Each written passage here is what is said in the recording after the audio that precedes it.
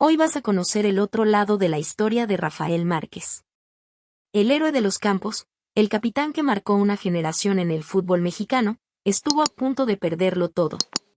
Detrás de la fama, los trofeos y las glorias, hay una historia de dolor, sacrificio y superación que pocos conocen. Pasó por momentos difíciles, enfrentó acusaciones, injusticias y crisis que podrían haber acabado con su carrera para siempre. Pero no se rindió. ¿Qué pasó realmente con Rafael Márquez? Prepárate para descubrir la verdad que cambiará para siempre la forma en que ves a este ídolo mexicano. Rafael Márquez nació el 13 de febrero de 1979 en Zamora, Michoacán, un lugar donde la vida no era fácil. Su hogar era humilde, con pocos recursos, y la ciudad estaba marcada por la violencia y la inestabilidad social. Desde pequeño, Rafa, como lo llamaban, vio de cerca los retos de crecer en un entorno duro. Las calles de Zamora no ofrecían muchas oportunidades, pero él tenía un sueño claro: ser futbolista. Su padre, Rafael Márquez Esqueda, había sido jugador profesional en los años 70. No alcanzó la fama, pero dejó una huella profunda en su hijo. Rafa creció escuchando historias de partidos y entrenamientos, y su padre lo guiaba con disciplina. A los 17 años, Rafa dio su primer gran paso al unirse al Atlas, un club importante de Guadalajara. Ahí, todos notaron algo especial. Aunque era joven, jugaba con una calma y madurez que sorprendían. En el campo, leía el juego como si tuviera años de experiencia. Pero no todo fue sencillo. Muchos dudaban de él. Lo veían demasiado delgado, frágil para un defensa. En los entrenamientos, algunos compañeros y rivales se burlaban, diciendo que no aguantaría el ritmo del fútbol profesional. Rafa no respondía con palabras, lo hacía con esfuerzo. Cada día llegaba primero al campo y se iba último. Su dedicación empezó a cambiar opiniones. Los entrenadores del Atlas veían en él un talento único, alguien que podía llegar lejos y superaba las críticas. En Zamora, la violencia seguía siendo parte de la vida. Rafa sabía que el fútbol era su salida, pero también una forma de inspirar a otros. Quería mostrar que, con trabajo duro, se podía escapar de un lugar donde muchos se perdían. Mientras entrenaba, soñaba con jugar en estadios llenos, representar a México y hacer que su familia estuviera orgullosa. Ese sueño lo mantenía firme, incluso cuando las cosas se ponían difíciles. A finales de los 90, su nombre empezó a sonar más fuerte. Ojeadores de clubes extranjeros llegaron a Guadalajara, atraídos por las historias de un joven defensa que parecía imparable. Rafa sabía que su momento estaba cerca, pero también sentía el peso de dejar su país. ¿Estaba listo para un mundo tan diferente? ¿Podría manejar la presión de jugar en ligas más grandes? Esas preguntas lo acompañaban mientras se preparaba para dar un salto que cambiaría su vida para siempre. En 1999, Rafael Márquez dio un paso gigante. El Mónaco, un club importante de Francia, lo fichó. Con solo 20 años, dejó México para enfrentarse a una liga más rápida y competitiva. En Mónaco, no tardó en brillar. Su inteligencia en el campo y su capacidad para anticipar jugadas lo convirtieron en titular. En 2000, ayudó al equipo a ganar la Liga Francesa, un logro que puso su nombre en el mapa del fútbol europeo. Pero el verdadero salto llegó en 2003, cuando el Barcelona, uno de los clubes más grandes del mundo, llamó a su puerta. Para un mexicano, esto era casi impensable. Rafa llegó al Camp Nou con humildad, pero también con confianza. Rápidamente se ganó un lugar en el equipo, jugando al lado de estrellas como Ronaldinho, Xavi y Carles Puyol. Su estilo elegante, combinado con una fuerza silenciosa, lo hizo destacar. En la temporada 2005 a 2006, fue clave para que el Barcelona ganara la Champions League, un título que marcó una era. En el vestuario, Rafa era respetado.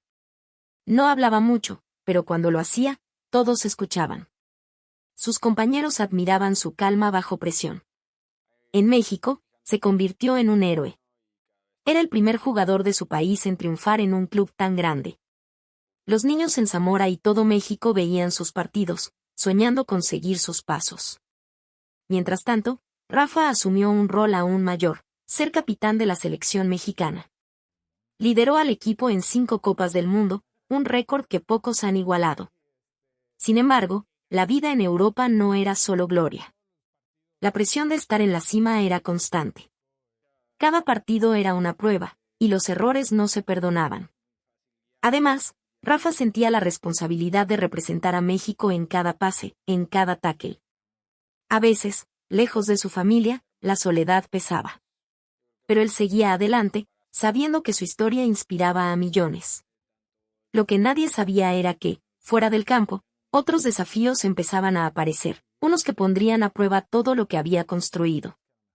Rafael Márquez estaba en la cima del mundo con el Barcelona, pero en 2005, su cuerpo empezó a traicionarlo. Una lesión grave en el yoelo lo detuvo en seco. Lo que parecía un problema menor se convirtió en una pesadilla. Los médicos confirmaron que necesitaba cirugía en el menisco, un procedimiento delicado que lo alejó de los campos por meses. Además, sufría lesiones musculares recurrentes y problemas en los aductores, que también requirieron intervenciones. Cada cirugía era un recordatorio de que su carrera no sería eterna. Estas lesiones llegaron en momentos clave. Rafa se perdió partidos decisivos con el Barcelona, incluyendo tramos importantes de la Liga y la Champions. Para un competidor como él, estar en la banca era insoportable. Peor aún, no pudo brillar en la Copa del Mundo de 2006 con México. La prensa mexicana, que antes lo alababa, empezó a cuestionarlo. ¿Estaba acabado? ¿Podría volver a ser el mismo? Esas preguntas lo perseguían. El dolor no era solo físico. En entrevistas años después, Rafa confesó que la recuperación lo llevó a momentos oscuros. Pasar semanas solo, sin poder entrenar ni jugar, hizo que se sintiera inútil. La depresión se coló en su vida. En el Barcelona, aunque sus compañeros lo apoyaban, a veces se sentía descartable.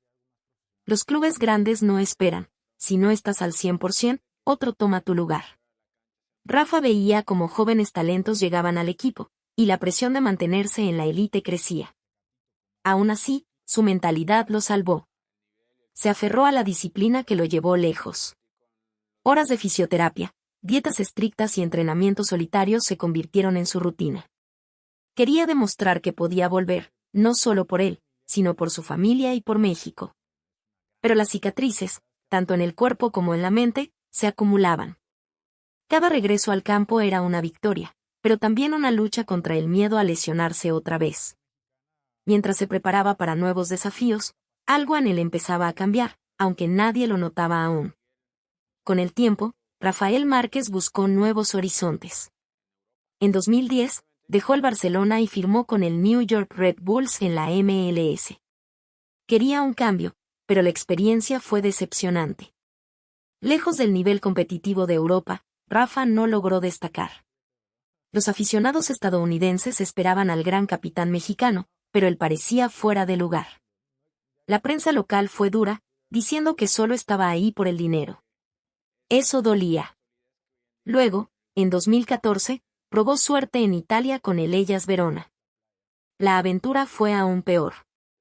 A sus 35 años, su cuerpo no respondía como antes, y el fútbol italiano, rápido y táctico, lo expuso.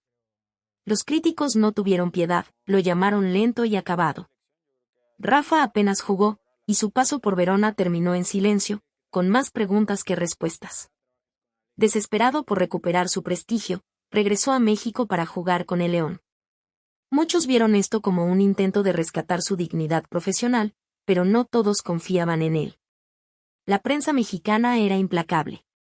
Lo acusaban de vivir del pasado, de aferrarse a una gloria que ya no existía. Algunos aficionados, que antes lo idolatraban, ahora lo abucheaban. Los clubes que antes lo buscaban ya no llamaban. Rafa sentía el peso del rechazo. Sin embargo, en León mostró destellos del viejo Márquez. Su experiencia guiaba a los más jóvenes, y en el campo todavía tenía momentos de brillantez. Pero las críticas no paraban. Cada error era magnificado, cada partido una prueba. Rafa sabía que necesitaba reinventarse, pero el camino era incierto. Algo más grande, fuera del fútbol, empezaba a asomarse en su vida, algo que nadie podía prever. En 2017, la vida de Rafael Márquez dio un giro inesperado. El Departamento del Tesoro de Estados Unidos lo señaló como presunto vínculo del narcotraficante Raúl Flores Hernández, acusado de liderar una red de lavado de dinero. La noticia cayó como un rayo. Los bienes de Rafa en Estados Unidos fueron congelados, y se le prohibió viajar o realizar cualquier actividad comercial en ese país. Su nombre, que antes inspiraba orgullo, ahora estaba en titulares que lo relacionaban con el crimen. Rafa no se quedó callado. Negó rotundamente las acusaciones y prometió limpiar su nombre. Contrató abogados y comenzó una batalla legal para demostrar su inocencia. En conferencias de prensa, visiblemente afectado, insistió en que nunca tuvo tratos con narcotraficantes. Explicó que su fundación y negocios en México eran legítimos, pero la sombra de la duda ya estaba sobre él. La prensa, tanto mexicana como internacional, no tuvo piedad.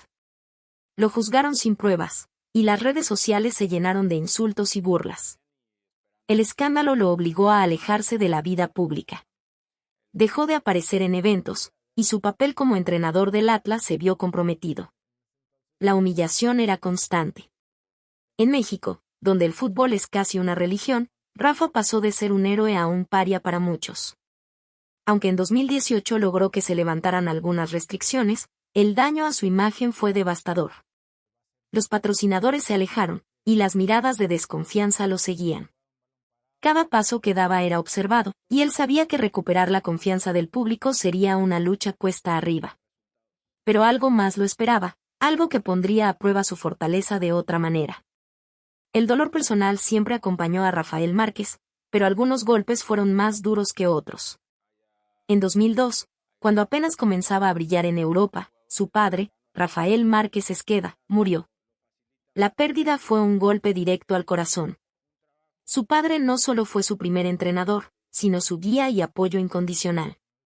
Rafa confesó años después que durante meses apenas hablaba. Se encerró en sí mismo, enfrentando a un duelo silencioso que pocos entendieron. El fútbol lo ayudó a seguir, pero la vida no dejó de traer tragedias. La muerte de compañeros cercanos, como Antonio de Nigris en 2009 y Cristian Benítez en 2013, reabrió heridas. Ambos eran amigos y figuras del fútbol mexicano. Cada pérdida lo hacía cuestionarse sobre la fragilidad de la vida. Mientras lidiaba con su dolor, los escándalos de 2017 lo alejaron aún más de su familia. Sus hijos y su esposa estaban bajo el mismo escrutinio público, y Rafa sentía que no podía protegerlos como quería. En ese tiempo, optó por la reclusión. Evitaba entrevistas, eventos y cualquier exposición. Vivía en una especie de aislamiento voluntario, buscando paz en un mundo que parecía no dársela. En raras ocasiones hablaba de su vida personal, pero cuando lo hacía, dejaba ver un hombre cansado, herido por las pérdidas y las críticas. Reconstruir los lazos con su familia era un desafío, y él sabía que necesitaba sanar primero. Algo en el horizonte, sin embargo, prometía un nuevo comienzo, aunque aún no estaba claro qué sería. La vida amorosa de Rafael Márquez siempre estuvo bajo los reflectores, y no siempre por buenas razones. A finales de los 90, cuando su carrera despegaba, se casó con Adriana Labat, una conocida actriz mexicana. Juntos tuvieron 2 hijos, Santiago y Rafaela. Al principio, parecían la pareja perfecta, pero la presión del fútbol y la vida pública comenzó a fracturar su relación. En 2006, tras años de rumores, anunciaron su separación. Lo que siguió fue un torbellino de titulares y controversias. El divorcio no fue tranquilo. Adriana y Rafa se enfrentaron en una batalla judicial que se volvió pública. Ella exigía una pensión alimenticia alta, mientras se luchaba por mantener el acceso a sus hijos. En entrevistas, Adriana lo acusó de ser un padre ausente y emocionalmente distante. Decía que su obsesión por el fútbol lo alejaba de la familia. Estas palabras golpearon fuerte. En México, donde Rafa era un ídolo, muchos comenzaron a cuestionar su carácter. Él, por su parte, guardaba silencio, pero el daño a su imagen era evidente. El dolor de estar lejos de sus hijos lo marcó profundamente. En una rara entrevista, años después, confesó que no ver a Santiago y Rafaela todos los días era su mayor herida. Aunque intentaba ser un padre presente, las giras con el Barcelona y luego los escándalos de 2017 complicaban todo. Rafa cargaba con la culpa de no haber equilibrado mejor su carrera y su familia. Ese vacío lo acompañaba en cada viaje, en cada partido. Con el tiempo, encontró un nuevo comienzo. En 2011, se casó con Heidi Mitchell, una modelo y presentadora mexicana. Heidi trajo luz a su vida, y juntos tuvieron un hijo, Leonardo. La relación con Heidi era más estable, y ella lo apoyó durante los momentos más oscuros, incluyendo las acusaciones de 2017. En redes sociales, mostraban una familia unida, pero Rafa sabía que sanar las heridas del pasado no era tan simple. Reconstruir la confianza con sus hijos mayores requería esfuerzo, y él estaba decidido a intentarlo. A pesar de los reflectores, Rafa seguía siendo reservado. Hablaba poco de su vida personal, pero cuando lo hacía, dejaba ver a un hombre que, aunque fuerte en el campo, enfrentaba batallas internas. La separación de sus hijos y las críticas de su exesposa lo perseguían. Mientras intentaba mantener unida a su nueva familia, sentía que el mundo esperaba que tropezara otra vez. Algo en su interior, sin embargo, lo empujaba a seguir adelante, buscando redención tanto en su vida personal como en su legado. El escándalo de 2017 no solo dañó la reputación de Rafael Márquez, sino también su estabilidad económica. Las acusaciones del Departamento del Tesoro de Estados Unidos, que lo vinculaban con un narcotraficante, trajeron consecuencias inmediatas. Sus bienes en Estados Unidos fueron congelados, y sus negocios en México enfrentaron un escrutinio intenso. Las empresas que antes lo buscaban para contratos publicitarios desaparecieron. Marcas importantes, que pagaban millones por su imagen, cortaron lazos de la noche a la mañana. Rafa había construido una pequeña fortuna con su carrera en el fútbol y sus inversiones. Tenía propiedades, una fundación y varios negocios, pero todo comenzó a desmoronarse. La incertidumbre lo obligó a vender inmuebles en México y Estados Unidos para mantenerse a flote. También tuvo que pausar nuevos proyectos, desde academias de fútbol hasta iniciativas benéficas. Cada decisión era un recordatorio de lo frágil que se había vuelto su situación. Por primera vez, sintió el peso de no saber cómo pagar las cuentas. El miedo a sanciones internacionales era constante. Durante meses, vivió con la sombra de una posible prisión o restricciones más severas. Aunque su equipo legal trabajaba sin descanso para limpiar su nombre, la presión era agotadora. En México, donde el dinero y la fama suelen proteger, Rafa se sentía vulnerable. La prensa no ayudaba, publicando rumores sobre deudas y problemas financieros que, aunque exagerados, alimentaban la percepción de que su imperio se derrumbaba. Con el tiempo, algunas acusaciones fueron levantadas, pero el daño estaba hecho. Volver al mercado profesional era un desafío. Su nombre, que antes abría puertas, ahora generaba desconfianza. Intentó retomar su carrera como entrenador, primero con el Atlas y luego en otros proyectos, pero las oportunidades eran escasas. Los clubes dudaban, los patrocinadores se mantenían alejados, y los aficionados, divididos, no sabían si apoyarlo o juzgarlo. Rafa, que siempre había sido un líder en el campo, ahora enfrentaba un futuro incierto. A pesar de todo, no se rindió. Buscó formas de reconstruir su vida, apoyándose en su familia y en su experiencia. Empezó a explorar nuevos caminos, desde entrenar equipos juveniles hasta involucrarse en proyectos comunitarios. Pero cada paso era una lucha. La pregunta que lo perseguía era clara: ¿podría recuperar lo que perdió? Mientras miraba hacia adelante, algo nuevo comenzaba a formarse en el horizonte, un desafío que lo obligaría a enfrentarse a sí mismo y al mundo que una vez lo aclamó.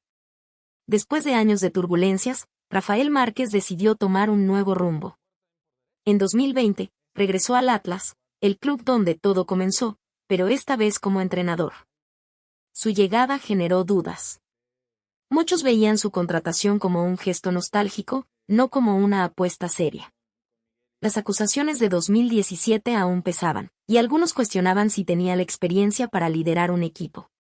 Pero Rafa estaba decidido a demostrar que podía reinventarse.